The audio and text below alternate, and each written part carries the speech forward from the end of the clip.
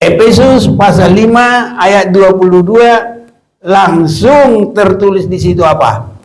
Hai istri-istri, tunduklah kepada suami. Terlebih kita kepada Tuhan, tapi juga di dunia ini juga sama juga, saudaraku. Hanya karena di dunia ini bisa-bisa suami-suami itu belum imam yang sesungguhnya. Kalau kita tunduk kepada Kristus, ya kita juga, istri juga akan tunduk juga kepada suami. Karena sudah ada yang bisa diteladani. Nah, di situ. Jadi sama-sama berjuang. Istri harus ada ketundukan, suami harus semakin mengambil ya keimamatan Yesus Kristus. Kita bersyukur kepada Tuhan, kita boleh berada dalam persekutuan yang indah.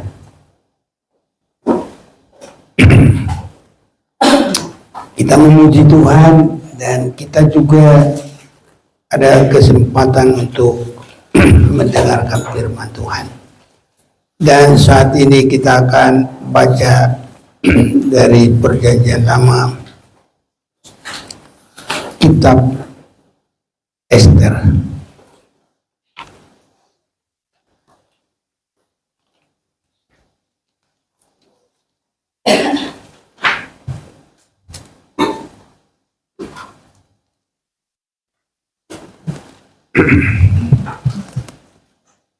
Kita akan memperhatikan kitab Ester pasal yang pertama, dan kita akan baca lebih banyak. Tuhan memberkati mereka yang suka firman, membaca, mendengar, terlebih melakukan.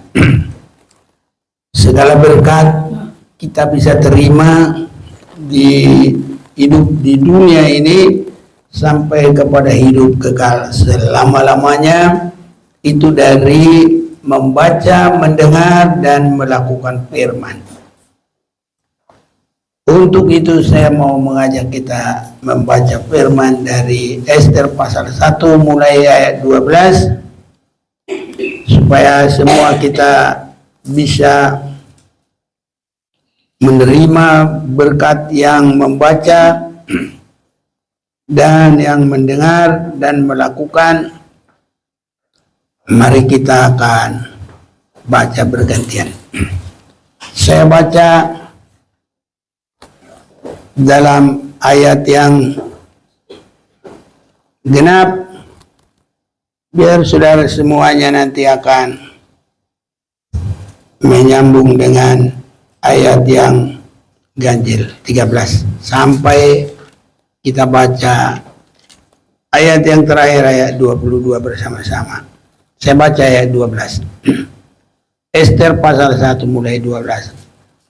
Tetapi Ratu Wasti menolak untuk menghadap menurut titah raja yang disampaikan oleh sida-sida itu, sehingga sangat geramlah raja dan berapi-apilah murkanya.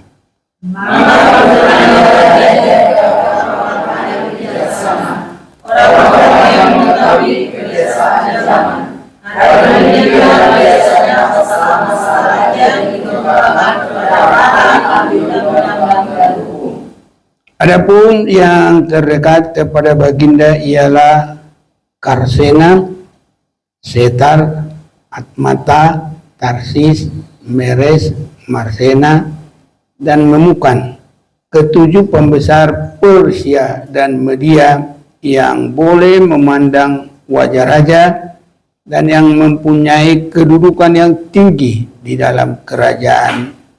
Tanya raja, apakah yang harus dibuat atas Ratu Wasti untuk undang-undang, karena tidak dilakukannya kita adalah Maka sembah memukan di hadapan raja dan para pembesar itu. Wasti sang ratu bukan bersalah kepada raja saja, melainkan juga kepada semua pembesar dan segala bangsa yang di dalam segala daerah Raja Ahasveros. Karena bangsa itu kepada semua perempuan, sehingga mereka tidak mendapat suaminya.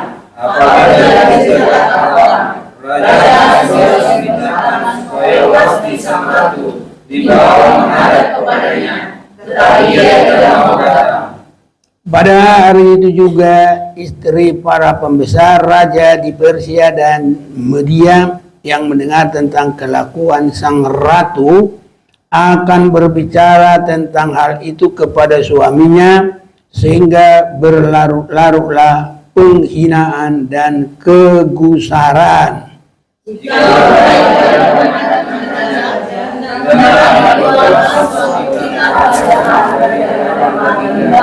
Dan dituliskan di dalam undang-undang Persia dan Media, sehingga tidak dapat mencabut kembali, bahwa Wasti dilarang menghadap Raja Ahasveros dan bahwa Raja akan mengambilkan kedudukannya sebagai ratu kepada orang lain yang lebih baik daripadanya. Bila keputusan yang diambil raja kedengaran di seluruh kerajaannya, alangkah besarnya kerajaan itu, maka semua perempuan akan memberi hormat kepada suami mereka, daripada orang besar sampai kepada orang kecil.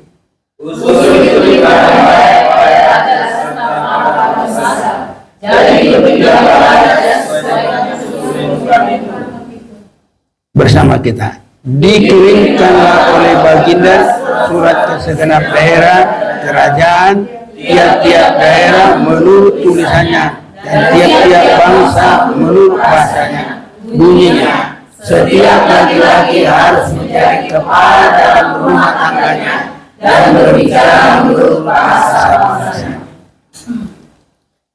Saudara-saudaraku, ini benar-benar juga sama dengan Yesus adalah kepala mempelai surga. Ini saudara-saudaraku yang kekasih, yang kita lihat di dalam kitab Ester ini. Jadi mungkin orang tidak terlalu melihat ada banyak tentang nama Tuhan, nama Allah. Tetapi kalau di dalam posisi raja dan mempelai, itu menunjuk kepada bagaimana keberadaan Yesus pada akhir kedatangannya yang kedua. Dan gereja yang mau dewasa, yang meningkat rohani, disebut juga mempelai wanita Yesus Kristus. Jadi ada pelajaran yang kita bisa ambil dari firman Tuhan ini. Sudah lebih pasti kita akan lebih mempelajari bagaimana seorang ratu itu, karena itu menunjuk kepada gereja yang siap bagi hari kedatangan Tuhan. Saudara-saudaraku, kita tidak hanya lagi menerima Yesus yang hanya memberkati perkara dunia, walaupun itu baik, tapi kita sudah sering membaca dalam 1 Korintus 15 ayat 19 bahwa kita adalah manusia yang paling malang dari seluruh manusia, Kalau kita hanya mengharapkan Tuhan itu dalam batas-batas perkara dunia ini saja, kita bukannya hanya tidak baik, tapi paling malang dari seluruh manusia yang ada di bumi ini. Itu sebabnya lebih banyak kita akan pelajari dari ratu menghadapi raja. Itu artinya gereja menghadapi Yesus di dalam yang akhir sekali. Karena Yesus juru selamat sudah, penyembuh sudah, gembala sudah, tapi satu lagi yang akan dilakukan oleh Yesus, dia adalah mempelai bagi gerejanya. Itu sebabnya kita juga sudah sering membaca Matius pasal yang ke-25 itu ayat yang ke-6, lihat mempelai datang, songsonglah dia. Nah, saya bacakan biar dari Alkitab langsung. Matius pasal 25 ayat 6. Waktu tengah malam terdengarlah suara orang berseru, mempelai datang, songsonglah dia. Jadi kalau sehari semalam itu menunjukkan semua perjalanan waktu kita, jadi itu sudah hari terakhir. Karena nanti mulai dari jam 3 sudah ganti ini lagi. Jadi kalau pergantian waktu jaga di Israel itu, ya kalau udah mulai jam 6 sore, jaga pertama sampai jam 9, jaga kedua sampai jam 12, jaga ketiga sampai jam 3, nanti habis lagi jam 6, nggak jaga lagi. Jadi waktu tengah malam itu sudah merupakan habis terakhir, saudara-saudaraku. Karena kalau jaga keempat itu sudah dianggap pagi, ya. Jadi waktu jam 00 itu sebenarnya itu sudah hari lain, saudaraku, ya. Jadi waktu tengah malam itu hari terakhir bagi kita. Waktu tengah malam sudah habis. Jadi kedatangan Yesus yang kedua kali itu adalah mengakhiri segala waktu. Mengakhiri segala waktu. Karena waktu hari itu selalu dimulai dari jam 00, ya. Jadi tengah malam itu penghabisan hari terakhir. Jadi waktu tengah malam terdengarlah suara orang berseru, mempelai datang, songsonglah dia. Jadi ini gereja yang menantikan mempelai sorga. Itu termasuk raja kita. Karena kedatangannya itu nanti mempelai bagi gerejanya, tapi raja segala raja bagi semua. Ini saudara-saudaraku. Jadi mempelai itu identik juga dengan raja, saudaraku, ya. Ini saudara-saudaraku. Bagaimana mempelai wanita kepada mempelai laki-laki? Satu yang kita perhatikan, harus mempunyai satu kelakuan, dan itu juga disebut sebagai kesaksian. Nah, jadi harus baik, ada kelakuan yang baik, saudaraku, atau kesaksian yang baik. Makanya, saudaraku, kiranya Tuhan semakin menolong kita. Inilah pergumulan kita, supaya semakin semua baik, tindakan kita, perkataan kita, semua harus membangun. Jadi wasti itu mempunyai satu kelakuan yang tidak bisa dicontoh. Itulah tidak ada penurutan. Dan itu juga menunjukkan satu perlawanan.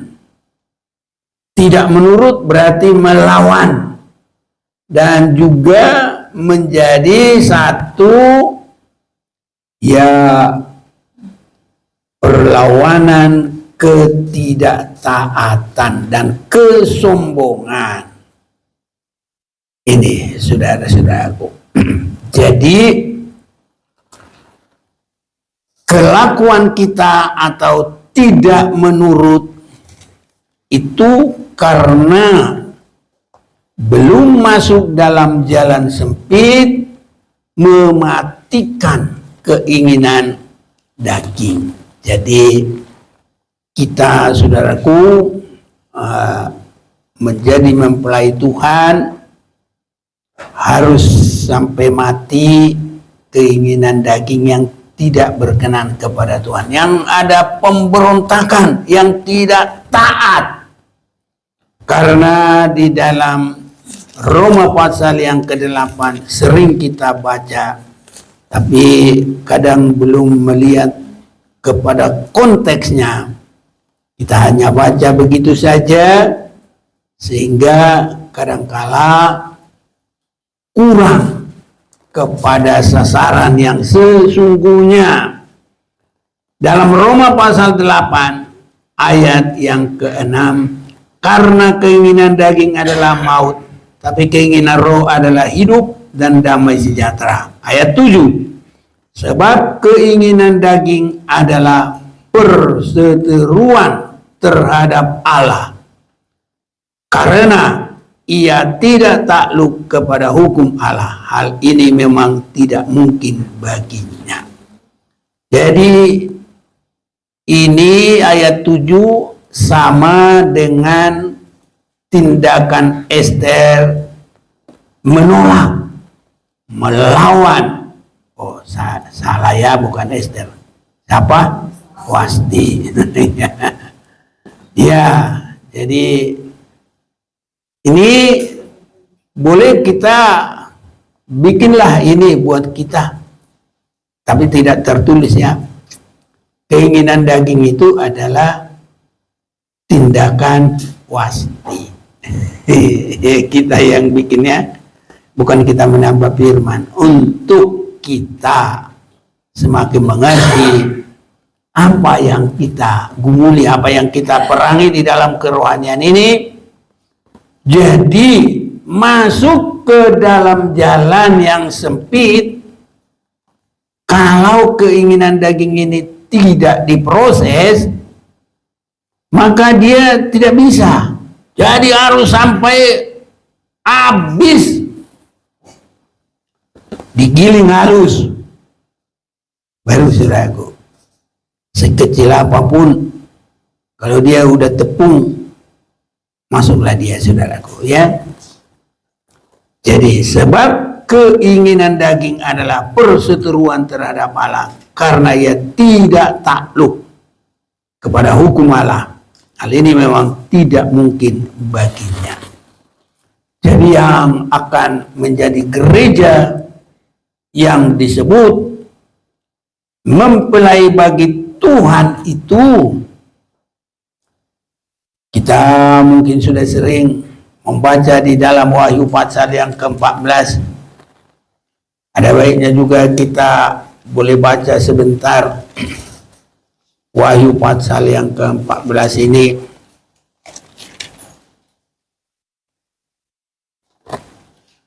Mulai ayat 1. Anak domba dan pengikutnya yang ditebusnya. Jadi ini saudara-saudaraku ya. Dan aku melihat sesungguhnya anak domba berdiri di Bukit Sion dan bersama-sama dengan dia 144.000 orang. Dan di dahi mereka tertulis namanya dan nama bapaknya. Dan aku mendengar suatu suara dari langit bagaikan desau air bah dan bagaikan deru guru yang dahsyat. Dan suara yang kudengar itu seperti bunyi pemain-pemain kecapi yang memetik kecapinya. Jadi kita nanti kalau menyanyi harus begitu saudaraku. Ya, musiknya kalau itu semua sinkron, biar kencang juga bagus saudaraku. Tapi kalau enggak sinkron, nah itu yang tidak bikin bagus. Ya, belum saling ibarat suami istri belum sehat itu. Ini saudaraku. Jadi ini ya kalau sinkron. Dan aku mendengar suatu suara dari langit bagaikan desau air. Hebat saudaraku.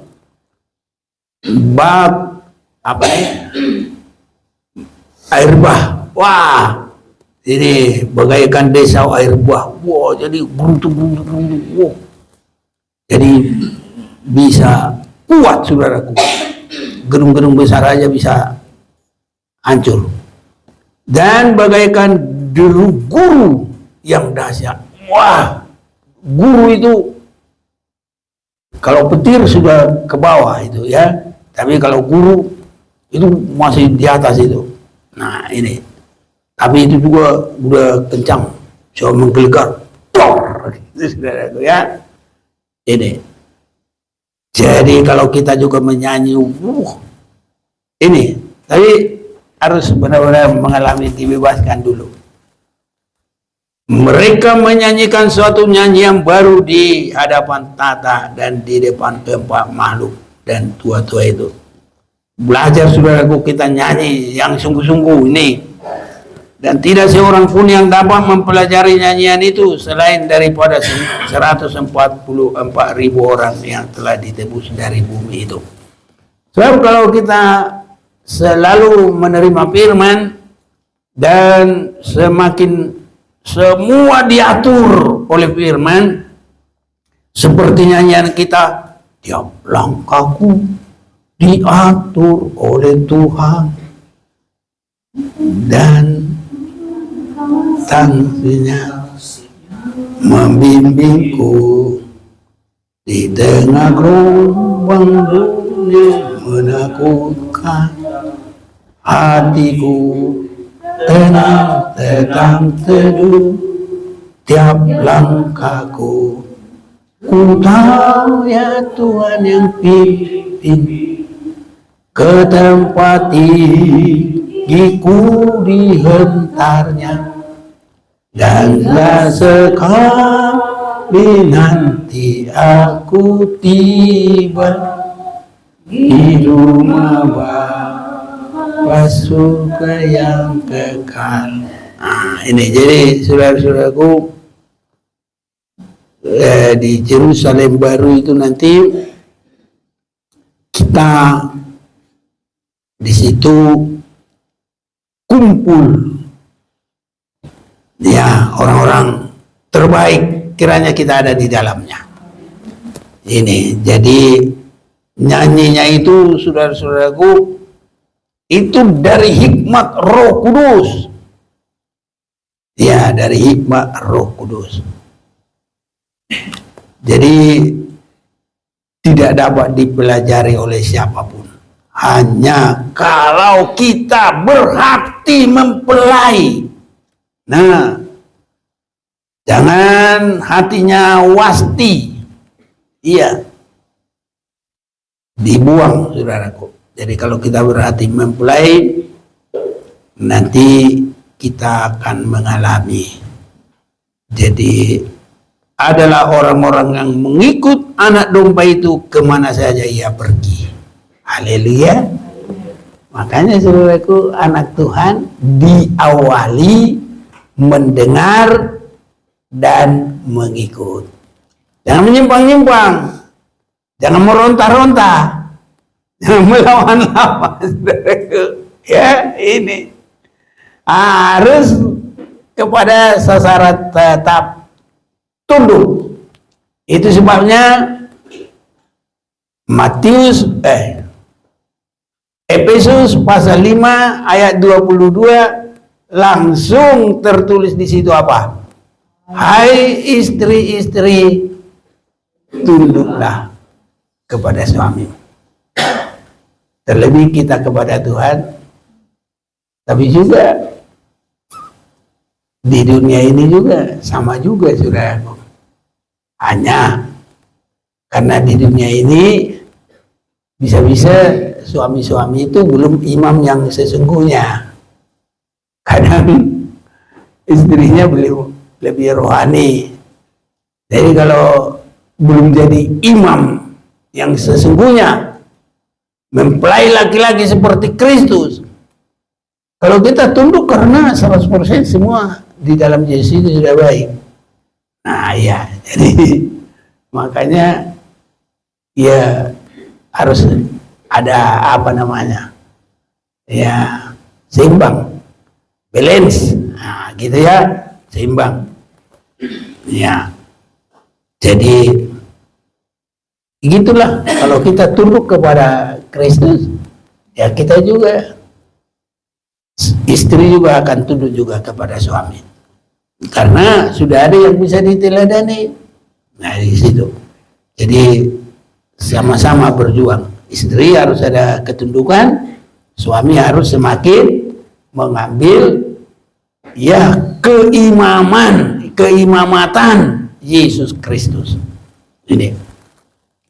Jadi ayat 4, mereka adalah orang-orang yang tidak mencemarkan diri dengan perempuan-perempuan karena mereka murni sama seperti perawan. Mereka adalah orang-orang yang mengikuti anak domba itu kemana saja ia pergi. Mereka ditebus dari antara manusia sebagai korban-korban sulung bagi Allah dan bagi anak domba itu. Dan di dalam mulut mereka tidak terdapat dusta. Mereka tidak bercela. Jadi ini saudaraku ya. Dusta itu dari mana? Kita tahu dari pembicaraan yang tidak ditepati. Ini kalau mau belajar tepati, saya sulit apapun.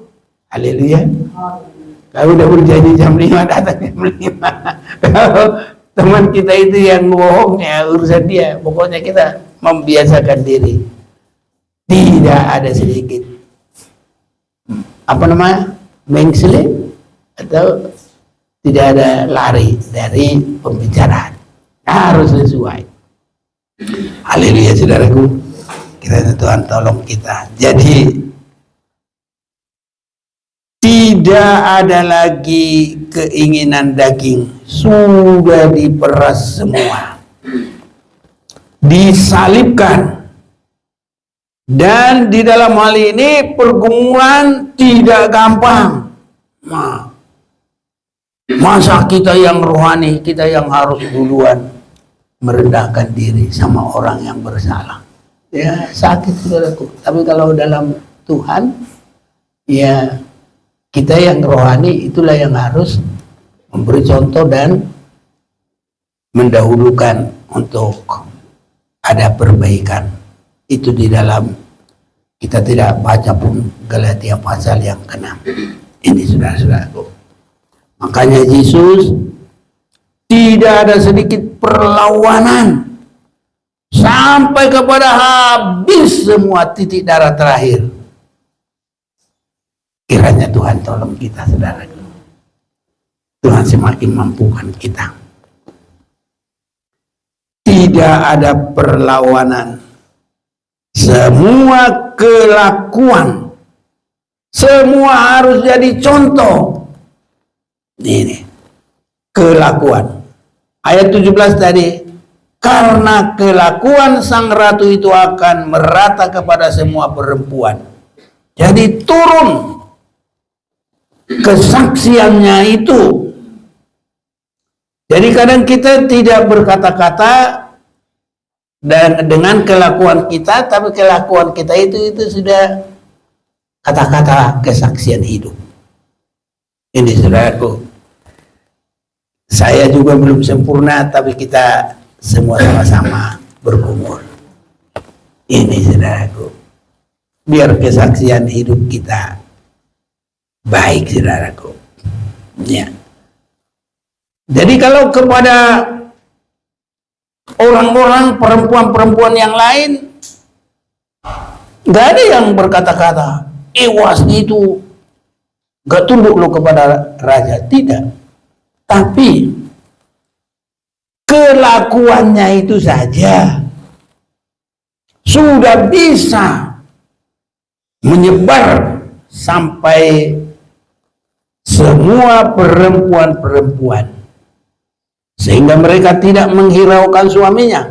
Apabila diceritakan orang Raja Ahasverus memerintahkan supaya Wasti sang ratu dibawa menghadap kepadanya, tapi ia tidak mau datang. Saudara-saudaraku yang kekasih, kalau kita memperhatikan ini, sudah menjadi ratu. Untuk jadi ratu itu sudah terpilih dulu melalui segala seleksi. Ya, diseleksi. Seleksi kecantikan, seleksi bau-bau harum. Ya, kan begitu kita sudah baca saudaraku ya. Wangi-wangian, semua itu sudah diseleksi. Nah, tapi Wasti sudah mendapat itu semua. Sudah lulus semua seleksi. Tapi yang membuat dia harus tergeser. Kata-kata orang sana itu tereliminasi. Ini adalah suatu kelakuan yang tidak taat, tidak ada penurutan. Itu sebabnya jangankan kita, Yesus saja sebagai anak, dia belajar taat sampai atas semua apa yang dideritanya. Ya, Ibrani pasal 5 ya, ayat 8. Dan sekalipun ia adalah anak, ia telah belajar menjadi taat dari apa yang telah dideritanya. Jadi bukan taat asal begitu saja, dalam penderitaan juga Yesus taat. Dan sesudah ia mencapai kesempurnaannya, ia menjadi pokok keselamatan yang abadi bagi semua orang yang taat kepadanya. Jadi keselamatan kita juga harus taat kepada Tuhan, karena Tuhan sudah duluan taat. Haleluya. Kalau kita menyanyi Tuhan lebih dulu mengasihi kepadamu, tapi kita masih belum pernah Tuhan lebih dulu taat pada Bapa. Nah, baru kita harus juga, orang yang diselamatkan adalah juga orang yang taat, ya kan? Jadi ya begitu, Tuhan lebih dahulu taat, kita juga harus taat. Karena kita baca begini, mari kita baca sama-sama, 1, 2, 3. Dan sekalipun ia adalah anak, ia telah belajar menjadi taat dari apa yang telah diterimanya. 9. Dan sesudah ia mencapai kesempurnaannya, ia menjadi pokok keselamatan yang abadi bagi semua orang yang taat kepadanya. Jadi Kristus duluan taat, tapi kita juga harus taat juga. Baru kita dalam keselamatan yang sesungguhnya. Haleluya. Ini saudara-saudara. Itu sebabnya apapun dalam diri kita, kepemilikan apapun, kepemilikan rohani, kalau kita bisa melayani, kepemilikan jasmani, kalau Tuhan berkenan memberikan kepada kita menikmati apapun segala perkara yang ada di bumi ini, semua itu tidak boleh membawa kita bangga. Harus selalu rendah hati. Rendah hati itu identik juga dengan ketaatan. Itu sebabnya malaikat-malaikat yang dihukum itu adalah mereka yang tidak taat.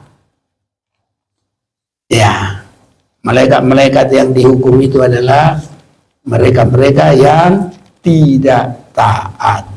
Yudas ayat 5. Tapi sekalipun kamu telah mengetahui semuanya itu dan tidak meragukannya lagi, aku ingin mengingatkan kamu bahwa memang Tuhan menyelamatkan umatnya dari tanah Mesir, namun sekali lagi membinasakan mereka yang tidak percaya. 6. Dan bahwa ia menahan malaikat-malaikat apa? Yang tidak taat pada batas-batas kekuasaan mereka, tapi yang meninggalkan tempat kediaman mereka dengan belenggu abadi di dalam dunia kekelaman sampai penghakiman pada hari besar. Pada penghakiman ini, kalau kita saudaraku sudah dapat hikmat dari Tuhan, ini kita juga ikut di sana menghakimi malaikat. Ini hari terakhir. Nah, itu dari 1 Korintus 6. Tidak tahukah kamu bahwa kamu akan menghakimi malaikat-malaikat? Itu kapan? Pada hari terakhir. Haleluya. Nah, hebat saudaraku. Tinggi sekali kehidupan kita. Itu sebabnya saudaraku harus benar-benar tidak ada lagi sedikit pun bau kedagingan. Yang ada bau keharuman Kristus. Apa keharuman Kristus? Meninggalkan tata, merendahkan diri. Dia datang untuk melayani, bukan untuk dilayani. Dalam keadaan manusia, dia sampai mati tersalib. Itu wanginya Kristus. Karena apa? Itulah sebabnya Allah sangat meninggikan dia. Nah, itu saudara-saudaraku. Ini, jadi Wasti itu karena kelakuannya tidak taat, jangan sampai nanti ya mengalir, menjalar kepada yang lain-lain. Ya, jangan sampai nanti menjadi contoh kepada istri-istri. Ya, itu sebabnya satu keistimewaan Sarah. Haleluya. Apa itu? 1 Petrus pasal 3. Ya. Ayo, boleh? Tolong mulai 1.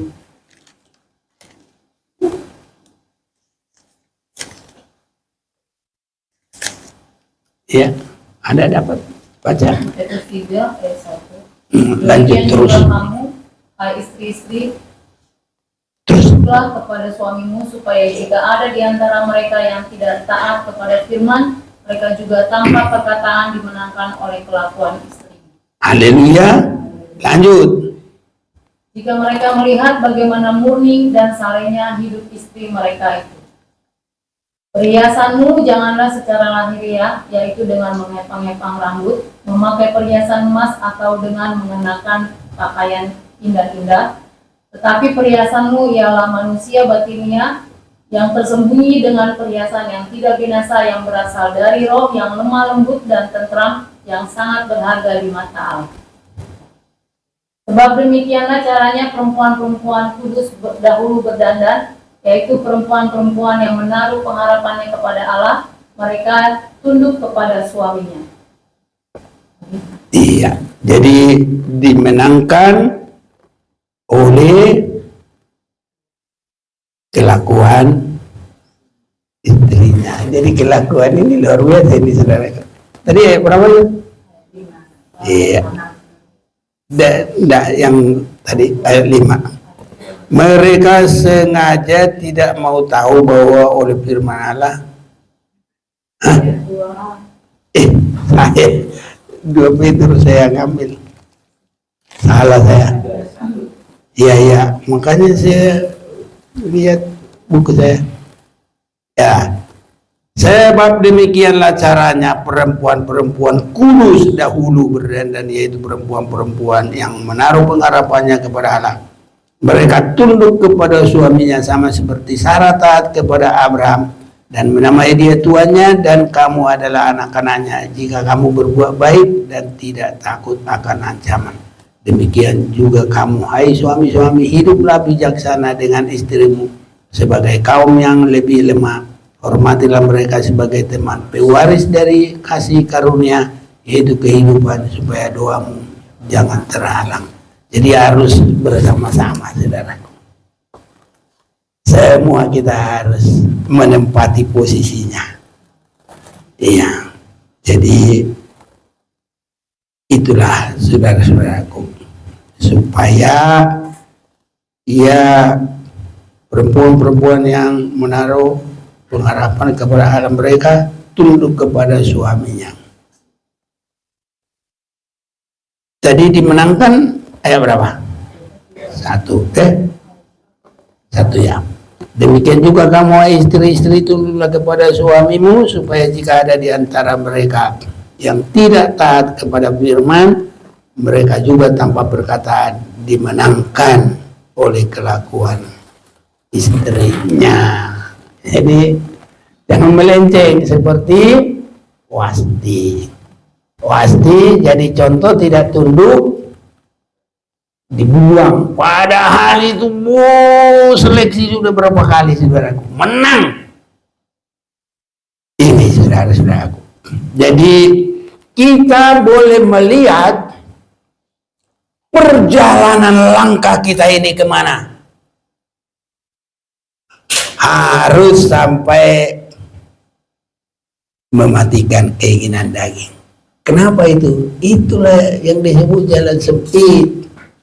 Dikecilkan, saudaraku, sampai kayak debu, kayak angin, saudaraku, ya. Langsung sekecil-kecilnya. Ya, nggak ada lagi. Kalau masih ada tulang-tulangnya, masih susah, saudara-saudaraku, ya. Gitulah. Makanya kadang-kadang ular ini kalau dipelajari ada juga apanya, dia sedikit. Wah, sapi begitu besar bisa ditelan, kan heran kita. Padahal dia paling segini nih. Jadi kenapa begitu? Sebelum ditelan itu tulang-tulangnya itu diremukkan dulu. Jadi ya tinggal daging dicampur tulang-tulangnya itu, ya nggak begitu besar lagi. Tapi kalau tanduknya yang bisa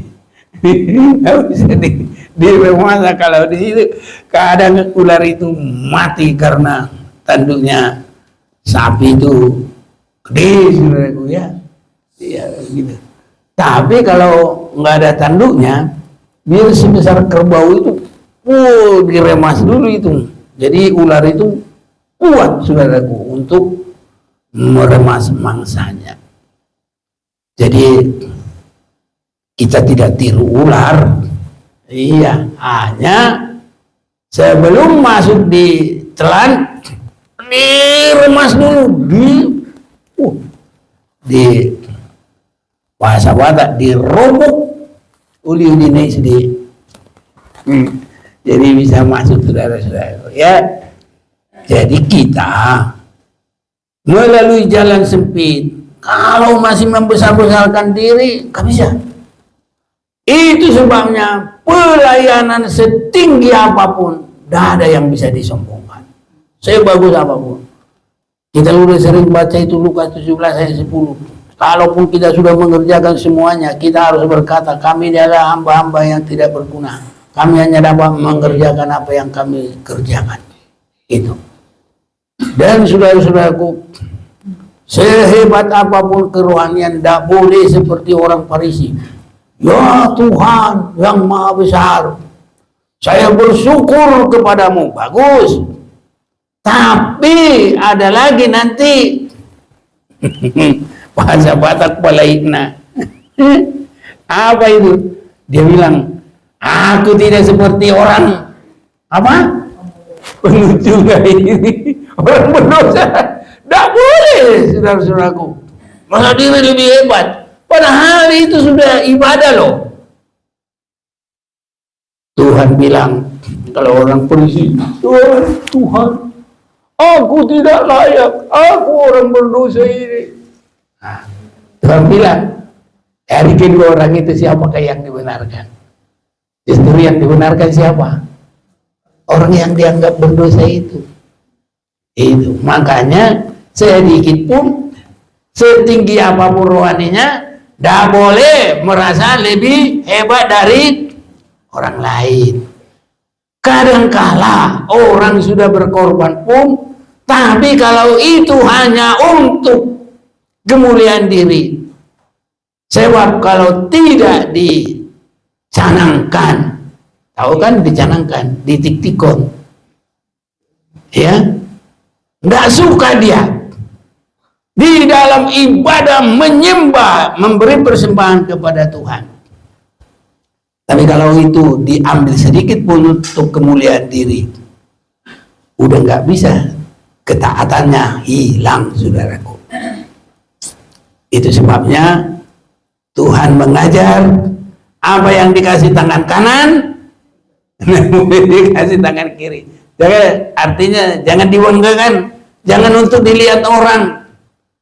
Makanya kalau kolektornya 2.000, gini-gini sampai kecil. Tapi kolektornya 100.000, supaya dilihat orang.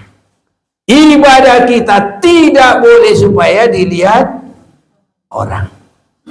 Semua saudaraku, kalau berdoa jangan supaya dilihat orang. Jangan supaya orang pikir sudah pintar sekali doanya. Nah, kalau kita berpuasa, jangan tunjukkan murung-murung, jangan tunjukkan kayak kelaparan. Ya. Jadi kalau kita berpuasa, jangan tunjukkan apa? Rambut, cuci muka dulu, rambut dikasih minyak. Nah, ini. Terus apa lagi? Cuci muka, rambut dikasih minyak, jangan mukamu muram, ya kan? Jangan muram, jangan tunjukkan, ya, tunjukkan hanya kepada Tuhan, jangan untuk dilihat orang. Ini saudaraku, kita juga kalau memiliki apa saja pun, itu harus kemuliaan Tuhan. Kita berkata, ini hanya anugerah Tuhan. Nggak boleh buat kesombongan kita ini. Apalagi nanti selalu dicanangkan orang terkaya nomor 1 di Indonesia. Apalagi orang terkaya nomor 1 di dunia. Orang aku dengar dulu itu keluarganya siapa? Rockefeller. Ada yang tahu? Ya, aku dengar kayak gitu. Nah, cuma karena nggak firman Tuhan, nggak aku taruh di dalam hatiku, sampai kadang-kadang masih ku ingat-ingat aja. Ya gitu, termasuklah Goldgate itu semua itu. Iya, iya. Saya pergi ke perusahaan dia itu yang ada chip itu punya apa itu nggak tahu server namanya, kayak punya gede gitu kan, dulu aku foto di situ. Itu ya. Jadi sekaya apapun bukan untuk dibanggakan. Apa gunanya seseorang memiliki seluruh perkara dunia ini kalau jiwanya binasa? Marilah kita datang kepada Tuhan.